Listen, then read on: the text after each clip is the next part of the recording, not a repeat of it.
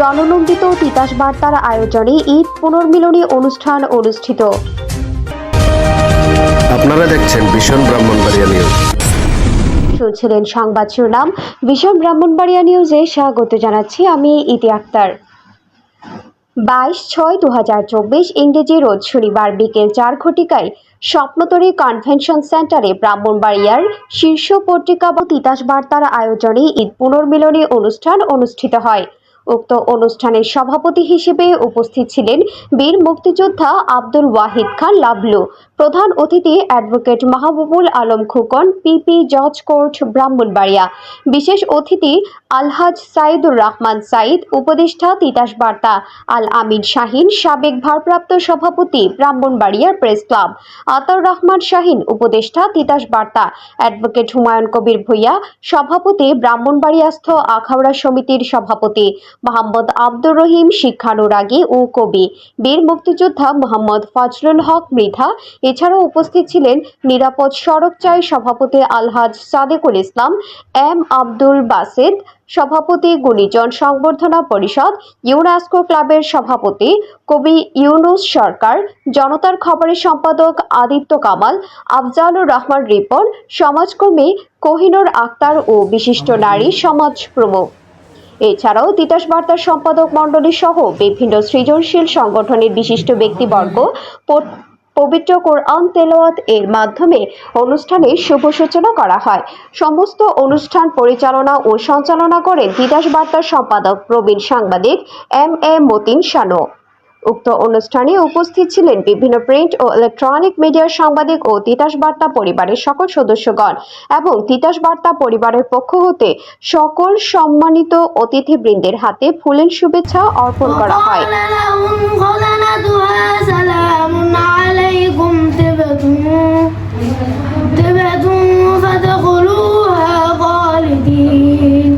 এভাবে মানব জীবন, বিশেষ করে আমাদের মুসলিম উম্মার যে পবিত্র যে দুইটা দিন, বৃহৎ দুইটা দিন, ঈদ উল ফিতর এবং কিছুদিন আগে গেল ঈদ উল আজহা।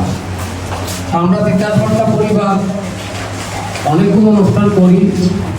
অনুষ্ঠান করার যে স্বাক্ষর আমরা ব্রাহ্মণবাড়িয়াতে সৃষ্টি করেছি, এটা আপনারা সবাই জানেন যে আমরা কিন্তু এটা আমাদের মুখ দিয়ে বলবো না, এটা আপনারা অবগত আছেন। আমি গতকাল চীনের কোনটা একটা ঈদ পুনর্মিলনী অনুষ্ঠানে গেছিলাম, ওইখান থেকে এসে কিন্তু সিদ্ধান্তটা আমার প্রতিটি কাজ কেন জানি খুব তড়িঘড়ি করে সিদ্ধান্ত হয় এবং আমার ডাকে মাশাআল্লাহ লোকজন আসে, আলহামদুলিল্লাহ। তো আজকে এখানে আমি শুধু ওইদিকে যাব না, যারা এখানে মঞ্চে বসা আছেন তাদেরকে অ্যাড্রেসিংও করবো না। এখানে আমি তো বসার সময় বইলা বানাইছি, আপনারা যারা কষ্ট করে আসছেন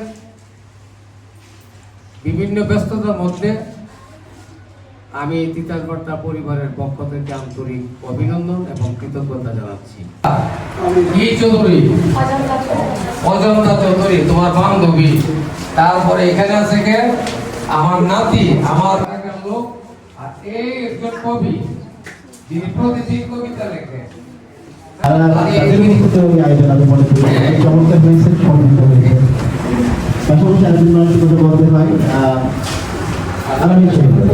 যে মানুষটা আসলে কথা বললে কথা শুনতে কথা বলতে আমি কথা বলতে বলতে সঙ্গীতের মূর্ছনা উপলব্ধি করা যায়। তোমার কথার কাছে এত মাতৃকতা থাকে, এত আন্তরিকতা, এত সুন্দর স্বাভাবিকভাবে বলে। এই মানুষটার কথা শুনে আসলে আমরা আমাদের কথা বলার পুনর্মিলনী বলতে আমরা একজন আরেকজনের সাথে পরিচিত হোক, ঈদের আনন্দকে ভাগাভাগি করব, এটাই মূল উদ্দেশ্য। এই জন্য আমি যারা এখানে উপস্থিত আছেন সবাইকে জানাই আমার অন্তঃস্থল থেকে ঈদের শুভেচ্ছা। তার পাশাপাশি আমি কৃতজ্ঞতা জানিয়ে শেষ করব আজকের এই তিতাস বার্তা পত্রিকাকে, যে যাদের কল্যাণে আমরা একত্রিত মিলিত হতে পেরেছি। আজকের যে ইউনিয়ন বা গেট টুগেদার, এটা আমার কাছে এই কোরবানির ঈদের পরে আমি জানি না আর কোনো সংগঠন বা কোনো পত্রিকা এরকম কোনো আয়োজন করেছে কিনা আমি জানি। আজকে এই কথাটা বলে নাই কেউ এখনো, যে চিরতরুণ শানু আঙ্কেল, চিরতরুণ, সত্যি চিরতরুণ।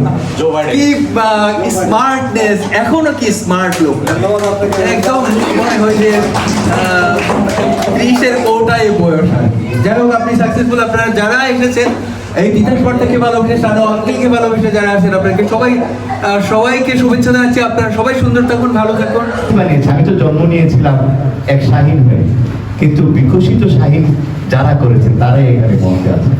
আমার কিন্তু কিছুই না, পেছনে পেছনে ঘুরি।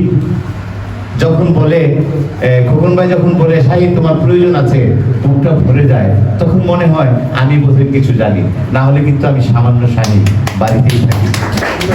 যখন লাভলু ভাই বলে তোমার প্রয়োজন, যখন শানু ভাই ডেকে বলে আপনাকে এই অনুষ্ঠানে আসতে হবে, কিছু বলতে হবে, তখন মনে হয় হয়তো কিছু বলতে জানি। এই যে প্রেরণার মানুষগুলো, তাদের কাছে সারা জীবনের ঋণ। তবে এখানে যারা এসেছেন, দেখতে দেখতে বয়স কিন্তু 55 হয়ে গেছে। আপনারা লাভলু ভাইদের যে তেজদীপ্ত বক্তব্য, লাভলু ভাইদের যে দেশপ্রেমের প্রেরণা, দেশপ্রেমের চেতনা, এটার জন্য কোনো বয়স লাগে না, বয়স লাগে না। এখনো যদি চিৎকার করে বলে যে আমি সুন্দর চাই, আমি স্বাধীন চাই, আমি মুক্ত চাই, সেই আন্দোলনের নায়ক তিনি। যেমন স্লোগান তুলেছেন আজ এখানে আমাদের খোকন ভাই। খোকন ভাইকে বিজ্ঞ বলতে হবে, কিন্তু আপন বলে ফেলি খোকন ভাই। এখন যে জায়গায় আছেন, ওনাকে বিজ্ঞ ছাড়া কথা বলা যায় না। খোকন ভাই কি চান? তিনি কিন্তু একটা স্লোগান দিয়েছেন, একটি সুন্দর পৌরসভা, একটি পরিচ্ছন্ন পৌরসভা তিনি চান। এখানে আপনারা যারা এসেছেন, কারো ব্যবসা রয়েছে, কারো আছে, আপনারা সম্প্রীতির জন্য, একে অপরের বন্ধনের জন্য এখানে সময়কে আপনারা দিয়েছেন। এই ত্যাগ কিন্তু ভুলবার নয়। এমন ত্যাগে আসুন আমরা সুন্দর সমাজ গড়ে তুলি। আর এই ত্যাগ হোক আমাদের নতুন প্রজন্মের জন্য। একটি কথা আমরা প্রায়শই বলে থাকি যে আজকের এই পৃথিবী আমার একটি কথায়, আমার একটি লেখায় যদি আগামীর পৃথিবী সুন্দর হয়, সেখানে আমার বসবাস করবে আমার সন্তান, সেখানে বসবাস করবে আপনার সন্তান। সেই সন্তান হবে সুন্দর, সুখী এবং সম্প্রীতির বন্ধনে আবদ্ধ।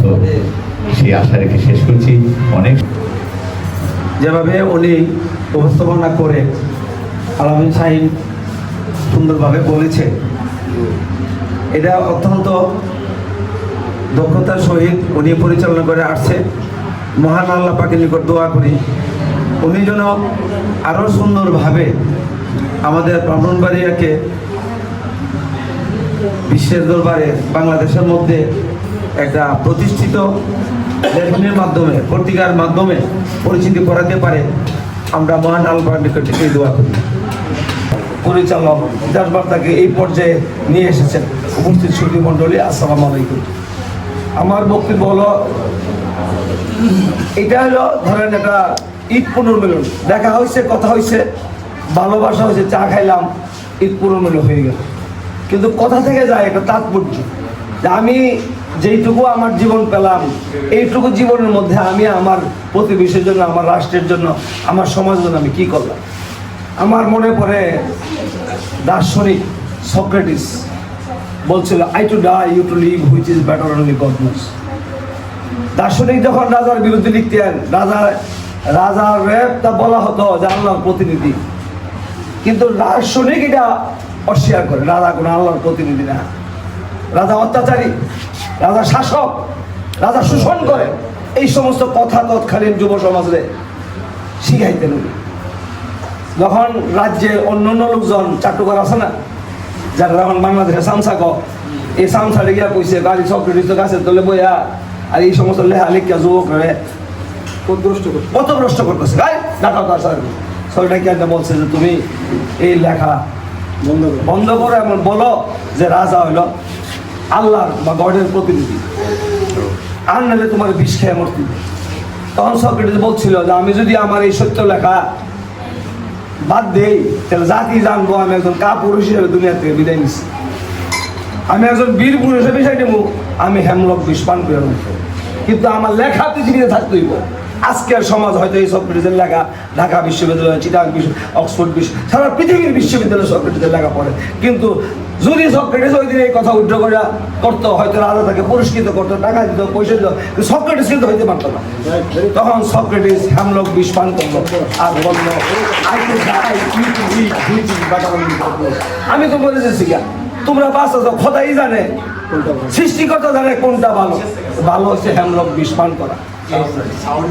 এখন আমাদের বক্তব্য হলো, আমরা যারা ব্রাহ্মণবাড়িয়াকে ভালোবাসি, ব্রাহ্মণবাড়িয়াকে নিয়ে চিন্তা করি, ব্রাহ্মণবাড়িয়ার সমাজকে রক্ষা করার চিন্তা করি, তাহলে ব্রাহ্মণবাড়িয়ার এই পৌরসভা, ব্রাহ্মণবাড়িয়ার সমাজ, ব্রাহ্মণবাড়িয়ার বিচার ব্যবস্থাকে ভালো করতে হবে। ঠিক কিনা বলরা?